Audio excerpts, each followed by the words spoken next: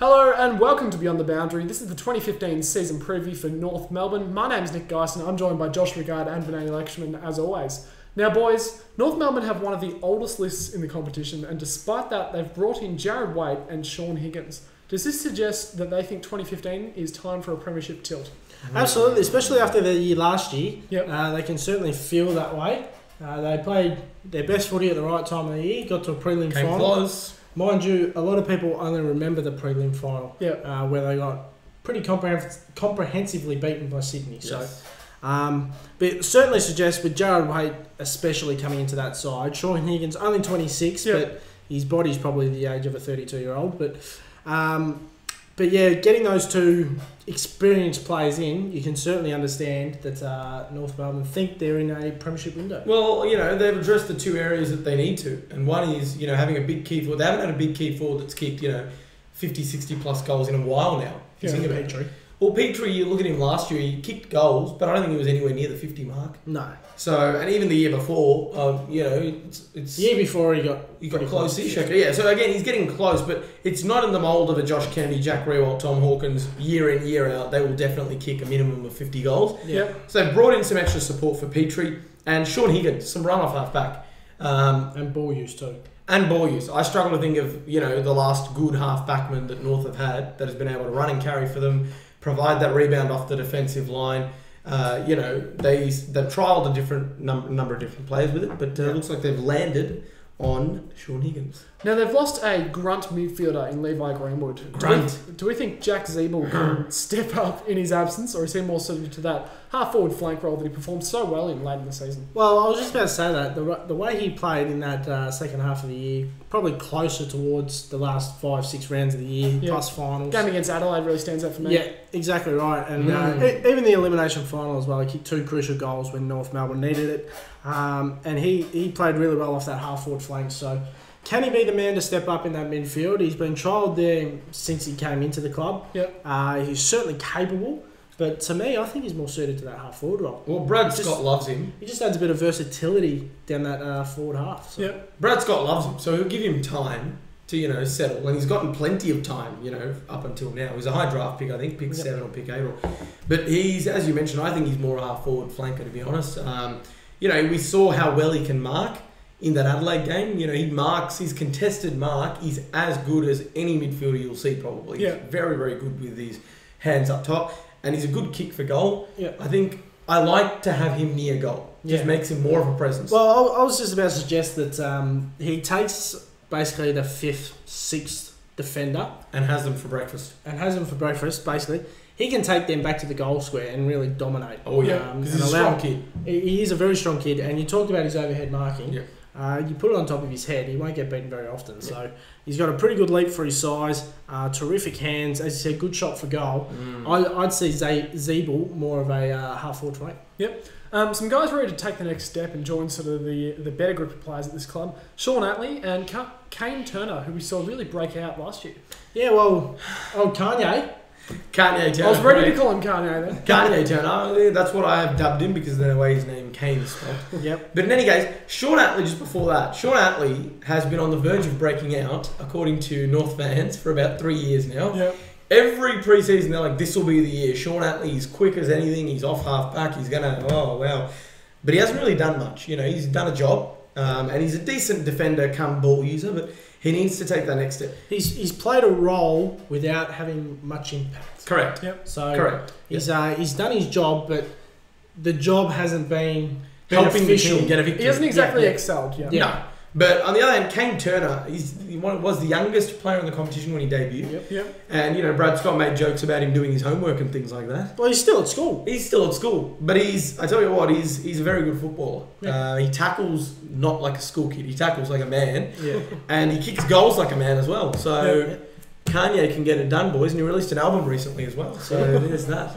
Multi-talented kid down at North Melbourne. Sam Durden, Kieran Harper and Trent Dumont, they're guys we're likely to see play some serious game time in 2015. Yeah, well, Sam Durden's the one for me. He was their first pick in the draft. Probably a steal, to be honest. Yeah. He's has to be top 10. Fantastic young talent. Key position defender, they believe. So I can see him probably playing a support role to Scott Thompson. Whether they play him as a third tall and Lockie Hansen play that centre half back, or Nathan Grimer play that centre half back, I don't know. But Sam Durden for me, I think will play a lot. He's already been told by the coaching staff be ready to play early. Yep. But the big one for me is Kieran Harper. He was in their best 22 a couple of years ago. Yes. And had ankle injuries, had ankle issues. Made his comeback through the VFL reserves. Yeah. And struggled to get some consistency in his game. And Trent Jamont obviously had that off-field issue. Talented bloody footballer though. Late in the year, he'll be looking to earn a bit of respect back. Yep. Sammy Durden, just quickly, I just wanted to add there, he's probably the best key defender behind Caleb Marchback in this year's draft pool, as they like to call it. Yep. He's a very good kick, boys. Not a lot of people know this.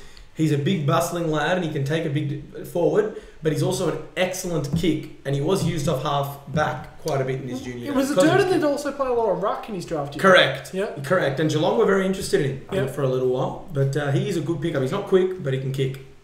And now they've got a lot of tall players now with the addition of Jared Waite down there. Can they afford, and I have a feeling you're going to say no, to play the likes of Petrie, Waite, Black, Brown, all in the one forward line? Definitely not. No. way too tight. Who here misses out? Well, probably Brown or Black. The other option is Waite go down in defence. Waite goes down in defence. We've seen him doing that a lot at Carlton. He has done it before at Carlton, but that, his best football, I feel, was it down forward. Yeah, and I can't see Waite going into the defensive half. No. I mean, they've got more than enough tools in the defensive half. Especially at his age, he's there to play forward and play an assistance role to Drew Petrie. So then what happens to the likes of Benny Brown, who we've seen the final series last year absolutely tear it apart? I feel bad to say it, well, but I think Benny Brown... The two colours between them, black and brown... I feel bad to say it, but I think Benny Brown might be the one to miss here. Yeah, because because of inexperience. Aaron Black can be a fantastic talent. Fantastic player. Yes. He had a very down year last year, but the year before we saw him kick multiple bags at 3 and 4. Breakout, correct? Yeah. So I think Aaron Black just gets a nod ahead of your boy. I know you love Big Ben Brown. I'm actually setting up a crowdfund campaign. There's a link to it in the description. We're going to pay Brad Scott to play Ben Brown because I'm not going to be happy if this kid doesn't get games. He is an absolute out-and-out gun. Out-and-out gun. I think Nick just likes big youngsters. Yeah. Like Ben Brown, Brodie Grundy. They just have to be big, dopey, and young. Dopey. Nathan Vardy. But in all seriousness, talking about Ben Brown, his final series last year was brilliant. Absolutely. He took your friend Ariel Steinberg to the Cleaners of an 8. Yep. My friend. Your friend. But Ben Brown was absolutely terrific in the final series and played a pivotal role. Yep. So, but unfortunately, looking at that, Petrie, Waite, and Black, Black is more versatile than Brown. Just a good a mark, just a good a kick. Yep. So Black just gets a nod ahead for me. It's all right. We'll play Brown on the wing. Daniel Wells, they say, is scorching up the track. Scorching up the track. So he's not burning up the track. He's scorching. Whose words are they? Mark Stevens. Oh, no. Steve-O. But Daniel Wells, he missed half the pre-season last year.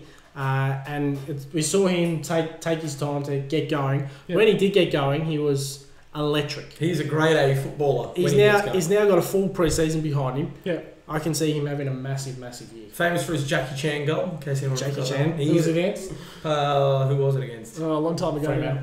Okay. Anyway.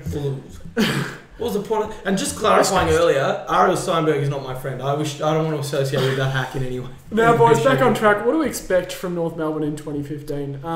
Expectations from left, right and centre are top 4 after last year's performance. What happens if they fail miserably once again? Well, internally, I can tell you the expectations top 4 as well. Yeah. Because they know they can get there. They know their best is capable of getting there.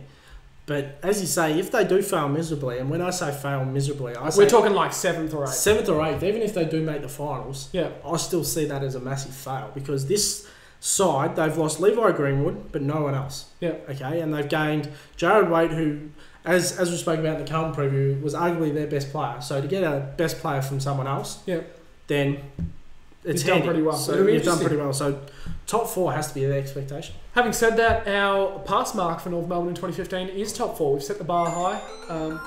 Vinay's phone just ringing in the corner there. I think it must be Ariel Steinberg. Right. We expect them to make top 4. That is the pass mark for them. They'll be hoping they can do it. Thanks for watching. We'll see you next time. Professionals know best.